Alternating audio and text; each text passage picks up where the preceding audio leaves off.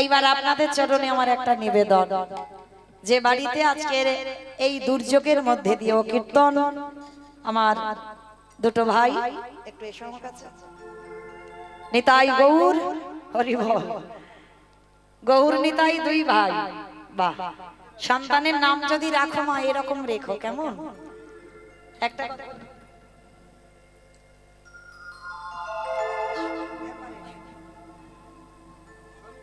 এই গৌর নিতাই এরা দুই ভাই আজকের বাবা মা নাম রেখেছে দুটো ছেলেকে।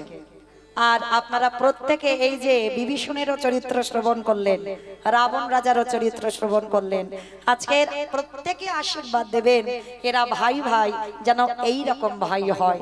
যেমন রামচন্দ্র ভরত ছিল যেমন ভাই, এরা যেন তেমন ভাই হয়ে থাকে, যেন আমৃত্যুকালে যতদিন পৃথিবীতে থাকবে এরা যেন এইভাবে মিলিত হয়ে থাকতে পারে। আর একটা নিবেদন, আমার এই ভাইয়েরা আপনাদের কাছে যাবেন, কারণ মায়েরা আমার আছে বলে আমি কিন্তু কীর্তন করাতে পারবো না, এটা উচিতও নয়। কারণ এটা কলিযুগ, কলিযুগে প্রভু সেবা দিতে গেলে আগে দাঁড়ে দাঁড়ে মাধুকরী করতে হবে, তবে আমার সেই প্রসাদ গোবিন্দ সেবাই লাগে।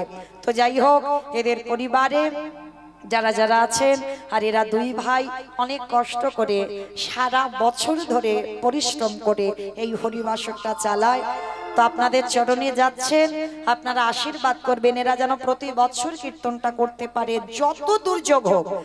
আর সবার কাছে একটা নিবেদন, ওদের ভিক্ষা না চলে আপনারা কিছু কিছু দান করবেন, কারণ এরকম ভক্ত জগতে খুব কম পাওয়া যায়। কারণ এত কষ্ট করেও প্রতি বছর আমাদের মতো কীর্তনিয়াদের এনে কীর্তন গাওয়ায়।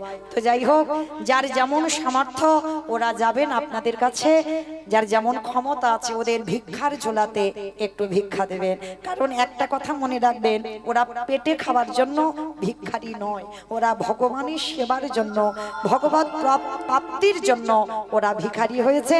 ওরা যাচ্ছে আপনাদের চরণে, যার যেমন সামর্থ্য আপনারা একটু ওদের ভিক্ষার ঝোলাতে দেবেন, কেমন? প্রেম সে বলো নিতাই গৌর প্রেমা হরি বল, হরি বল, হরি বল।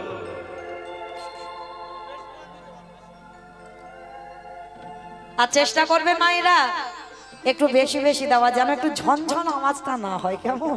হরি বল। কারণ এইখানে কিছু জমা দিলে সেটা ভব পারাপারের